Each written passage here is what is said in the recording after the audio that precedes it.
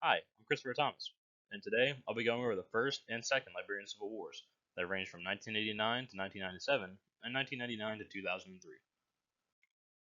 So, moving on to Liberia before the Civil Wars, historically there had been a divide between Americo-Liberians and indigenous groups, as Americo-Liberians had come from America in 1822 and set up Monrovia, with it being an Americo-Liberian only colony for the longest time, with indigenous groups being a marginalized group.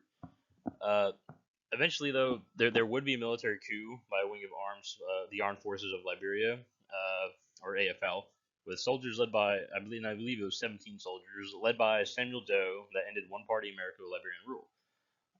During this time, they maintained a good relationship with the United States during the Cold War as a way to preserve their international integrity and to be able to find some support in an international ally, with Liberia being heavily based off the United States.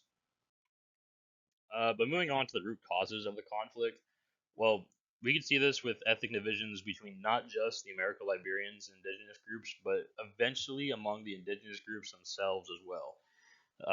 Heavily seen in the Second War, also seen in the First, but heavily seen in the Second War. And during this time, many would join militia groups actually due to for advancement due to the lack of state development for the majority of the population. In nearby conflicts, and other nations allowed warlords to acquire power on, like with the in Sierra Leone with the RUF, or in New Guinea, or even in Cote d'Ivoire eventually. And moving on to the triggering of the First Liberian Civil War, well, it started when it started. Oh, I'm sorry. The origins of the war would start with Samuel Doe. And although he was indigenous, he was a brutal dictator that favored his own ethnic group, the Kron. He engaged in discriminatory policies that favored the Kron, and he committed multiple abuses of human rights. Doe would eventually suffer from a couple of attempted coups, with the one in 1985 being unsuccessful and failing. But the coup in 1989, that would be led by Charles Taylor, succeeded. And actually, in 1990, they would eventually kill Samuel Doe. But this would not be Charles Taylor's NPFL. It would actually be, I believe, Prince Johnson's INPFL, which was stood for just the Independent National Patriotic Front of Liberia, which was simply an offshoot of the NPFL that was under the direct command of Prince Johnson instead of Charles Taylor. And eventually he would take power and through an election later on in 1997, but that is quite down the line. But Taylor, though, he was initially part of Doe's government actually as a government official, and he would eventually lose this position when he stole $1 million from the state, which prompted him to flee the country, and he eventually turned up in America, where he was arrested, but actually escaped confinement by, I believe, chiseling through a window and escaping somehow, with him then winding up in Liberia. I'm sorry, not Liberia, Libya, and from there he would receive training from Gaddafi in guerrilla tactics. And after that, he would return to his home region and would end up in Cote d'Ivoire, with him heading up a rebel army. And the MPFL would actually and he would be leading the MPFL with him actually leading an invasion into Liberia from the east, which would begin the First Civil War. Moving on to the major factions of the First Civil War, well, there were quite a few. With Charles Taylor being the leader of the NPFL, and likewise Prince Johnson being the leader of the INPFL, but they're normally considered somewhat under the same umbrella. There was also Samuel Doe, who was the incumbent president at the time, and he was aided by pro-government militias like ULIMO, which would eventually split off into ULIMO J and ULIMO K, based on ethnic lines, and loyal AFL forces. And as I actually already said, Prince Johnson would be the leader of the AMPFL that would split from Taylor. And there was also a large force of international troops, or I should say regional troops, from ECOMOG, or the Economic Community of Western African States. The Economic Community of West African States Monitoring Group, that came from ECOWAS actually, and they would end up landing at Normandy. As I say, I'm sorry. They would end up landing at Monrovia, Normandy style, with them clashing with NPL forces initially that had surrounded the capital, and from there they would be able to set up some boundaries between enemy forces to at least somewhat major conflicts. Although conflicts, of course, still continued on, but this at least allowed for the cessation of a huge, large-scale war to some degree. Although there was, of course, still large large impacts from war across the country. Moving on to the key events of the First War from 1989 to 1997. Well, in 1989, Charles Taylor and his MPFL would invade Liberia from Cote d'Ivoire, which started the Civil War. In 1990, the MPFL would control most of Liberia, and they would actually move towards Monrovia, with them making massive gains. And during this time, we'd see ECOMOG deploy into Monrovia and stabilize the government zones. And also during this time was when Prince Johnson's INPFL split from the MPFL, with him eventually capturing and killing President Samuel Doe, who was on his way to Monrovia to meet with ECOMOG. And in 1991, there were peace talks held between ECOMOG and most factions, but the MPFL was actually the only faction not to agree with peace talks, with them continuing the conflict. In 1992, also Taylor would launch an offensive in Monrovia, and this would also cause more fighting with ECOMOG, just leading to an intensity in the fighting. And 1993-1994, despite a couple of peace agreements, there would still be continued fighting, with eventually the United Nations actually getting involved, sending UNOMIL, or the United Nations Observer Mission in Liberia, during this time too. And in 1995, the initial Abuja Accord was signed, which actually led to a temporary ceasefire and power sharing within the government, which led to a decrease in the fighting. But in 1996, though, there was renewed fighting, unfortunately, especially in Monrovia, with the rival factions clashing despite the Abuja Accord.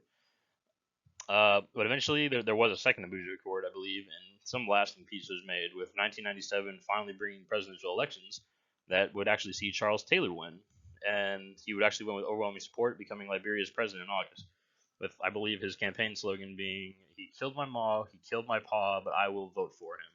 With that being a scary campaign slogan, but it is rather accurate with the amount of casualties that this man effectively brought single-handedly from not just the first but the second wars as well.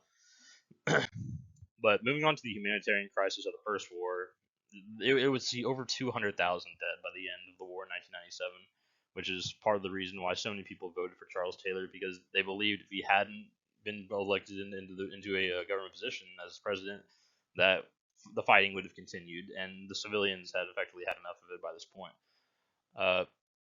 And the civilians that were subject to war crimes, which included things like general massacres of ethnic groups and people, torturing of individuals, the looting of homes and villages, and the unfortunate rape of just ethnic women all across the country, and the forced displacement of eventually over 1 million people, I believe, within and without the country.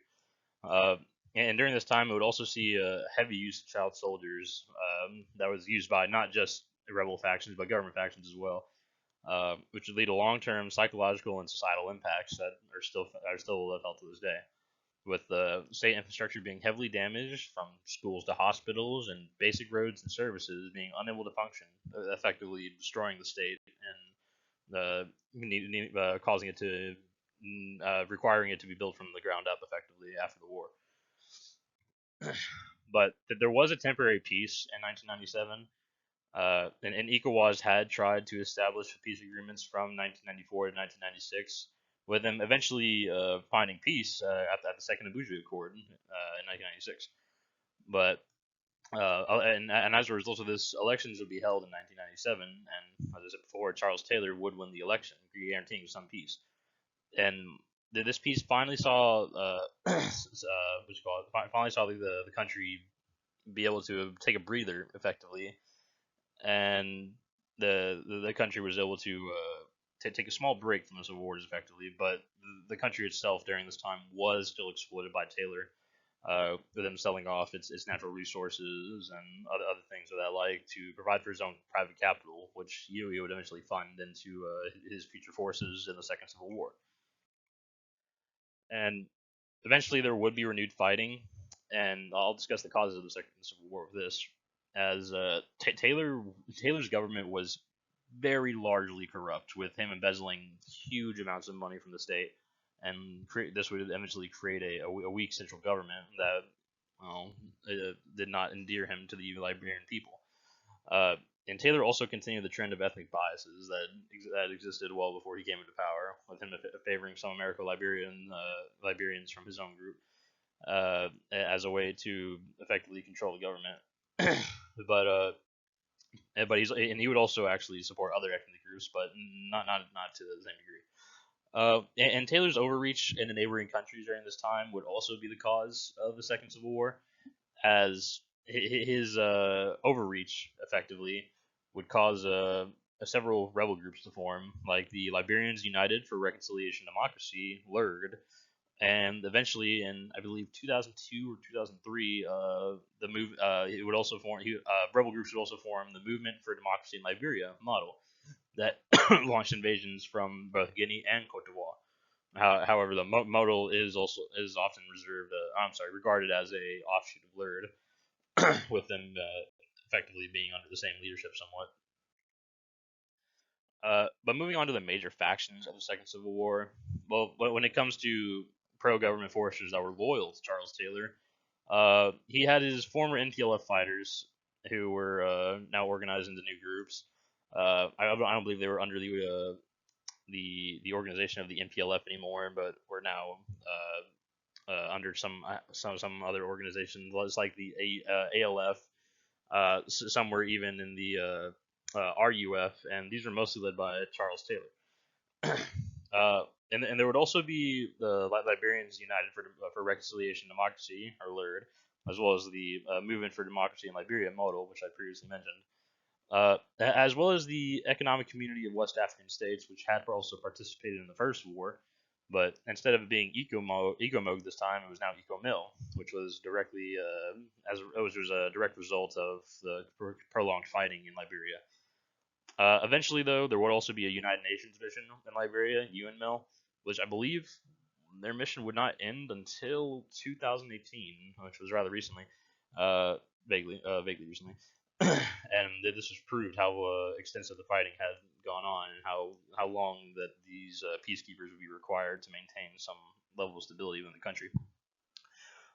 And also during this time, there would be civil societies and women's peace movements that would help to put pressure on the forces of Taylor, especially in the waning days of the war. These groups would actually be very, very integral to eventually the surrender of Charles Taylor at the end of the war. And the international community would also help greatly, with the United States and the United Kingdom being heavily involved, with the United Kingdom actually intervening in Sierra Leone in the 2000s, which would be one of the direct causes for increased UN sanctions on Liberia, as a result of Charles Taylor's continued support of the RUF rebels in Sierra Leone that were used to acquire blood diamonds, so he could sell them and acquire money for his militias.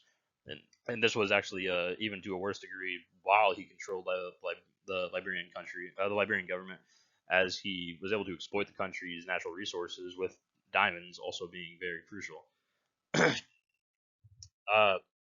But moving on to the key events from 1999 to 2003, the Second Civil War. Well, the Second Civil War began when LURD would invade from northern Liberia, and they would actually be backed by the government of Guinea, actually, with Guinea actually sponsoring LURD to some degree. And in 2001, there would be international pressures and sanctions, with the United Nations imposing sanctions on Liberia. That would include, like I said before, the ban of blood diamonds, and as well as arms sales and restricted foreign travel for many of Taylor's top government officials. And this was, like I said before, mainly due to Taylor's support of the RUF that angered the British heavily. In 2002, there would be intensification of the fighting that saw the fighting across Liberia escalate, with civilians facing extreme violence in certain areas, and human rights abuses on both sides, with them mass murdering and conscripting child soldiers everywhere, effectively. and this would lead to civil society groups like the Women of Liberia Mass Action for Peace to begin mobilizing to demand for peace. And to sum it off, in 2003, the emergence of Modal and the growing pressure of Taylor and the growing pressure on Taylor would eventually lead to the end of the war, with the movement of democracy in Liberia, Modal, forming in Cote d'Ivoire and attacking from the southeast. This would lead to a siege on Monrovia, as Taylor's forces were not able to control this war on two fronts. As after they had redeployed forces to deal with Modal in the east, the Laird was able to break through in the north, eventually heading on to the capital, and they would engage in guerrilla warfare all the way up to the capital, eventually laying siege to it, beginning the siege of Monrovia in 2003. This siege would last months, and it would lead to ECOWAS deploying ECOMIL to maintain stability, which combined with this with this ECOMIL intervention, combined with growing protests against Taylor from groups like the Women of Liberia Mass Action for Peace, uh, it would lead to him stepping down, and he would willingly enter into exile into Nigeria. And the warring factions would finally make peace at the Accra Comprehensive Peace Agreement in August, with UN-MIL peacekeepers deploying in October to help the population demobilize, disarm, and prepare for the life post-war. Moving on to the increased humanitarian crisis of the Second Civil War, it would see massive displacements of civilians, which was similar to the First War but much more brutal, with entire with hundreds of thousands, upwards of 1 million people being displaced, with I believe some 500 or 400,000 being displaced locally, and another 600,000 displaced as refugees, or it could be the other way around, I believe. But during this time, it would lead to a severe food insecurity and starvation within the country due to blocked supply lines with aid from aid organizations like the UN, Red Cross, etc. Or with Monrovia actually suffering some of the worst food shortages during the end of the war, actually, with hundreds of thousands of people starving and without government aid or any kind of help. Uh, and this would be effectively a turning point. I say a turning point, effectively lead to the end of the war in a few months. But during this time within Monrovia, it would see further recruitment of child soldiers, and these child soldiers are recruited throughout the war, and it would see a psychological impact on the Liberian people that's still seen to this day. But the siege of Monrovia, it forced Charles Taylor into a position almost like Hitler, effectively being backed into a corner and pulling all the stops before he would surrender. Uh, with troops in Monrovia actually conscripting even more child soldiers, with children being plucked off the street to fight in the last days of the death throes of Taylor's government, with there even being troops with little no training, or effectively just civilians put with a gun in their hand and told to hold the line, leading to mass slaughters on Taylor's side. But moving on to the Accra Peace Agreement. Uh, in 2003, this agreement would be made, I believe in August, which would guarantee a permanent ceasefire, and or not in August, I believe. It was a few months back, but it would lead to a permanent ceasefire, and it was made in 2003 thanks to ECOMIL and the UN-MIL forces that stepped in to supervise this armament, which I believe was called DDR or DDRR, that supervised this armament to ensure a peaceful transition to power to the new government in 2005. During this time, it was when Taylor was exiled to Nigeria, with him being forced to resign the presidency, and this hence would guarantee free and fair elections in October 2005 that would ensure a path forward for a future democratic government that had not been possible before. Moving on to the post-conflict, the transitional government peacefully ruled from 2003 to 2005, with Ellen Johnson Sirleaf actually becoming the first president in 2005, and she actually became the first female head of state in African history, with civil reconstruction beginning across the country and foreign aid being crucial even to this day in rebuilding and maintaining its essential services. And now, moving on to rebuilding efforts and international aid, UN-MIL deployed in 2003, and it's DDR, the disarmament, demobilization, rehabilitation, and reintegration. helped disarm over 100,000 previous combatants, which greatly helped to demobilize the militia groups, and it even attempted to rehabilitate some, like former child soldiers. But in this regard, it greatly struggled, as the psychological impacts were beyond devastating to not just children, but to the society of Liberia as a whole. Uh, and as such, foreign aid into the economy would be necessary to maintain its growth and development. And it would also be used as a way to diversify the economy with it, instead of relying on purely on natural resources as it had before, allowing for a more somewhat stable economy, but still a slowly growing economy. And during this time, it would see the TRC, or the Truth and Reconciliation Commission, emerge, and the TRC would be established to help document the human rights abuses and violations that Liberians had suffered from 1979 to 2003. The TRC allowed for people, both the victims and the accused, the ability to speak their own personal truth, granting them this platform, so they could effectively mend the wounds between Liberian society. The effects of the TRC, though, they would be limited in getting justice against perpetrators of accused crimes, as it was sometimes the TRC was seen as very ineffective in getting justice. But the effects of the TRC, though, cannot be negated, though, as it at least allowed for victims of the violence to speak out and add on to the further discussions of reconciliation within Liberia. Although, like I said, sadly being unable to achieve justice in many cases. And moving on to the economic and social legacy of the civil wars, the damage to Liberia was extensive, and there was a massive loss in GDP from damage to the mining and agricultural sectors, and there was also a somewhat forced reliance on an increase in foreign investment, which also increased debt and likewise increased unemployment, which led to a reliance on foreign aid and a lack of job development. And despite efforts by the TRC, the country would still suffer from the legacy of civil divisions and strife that plagued it, and that were still within living memory for many within the country, especially for those who believe that they received no kind of justice from organizations like the TRC after the war. And dependency on international and foreign aid has been necessary ever since 2003, with this creating worries of the country's long-term stability and longevity, as well as its self-sufficiency. Although it has, likewise to this day, still maintained a peaceful status quo and has been able to somewhat see limited growth.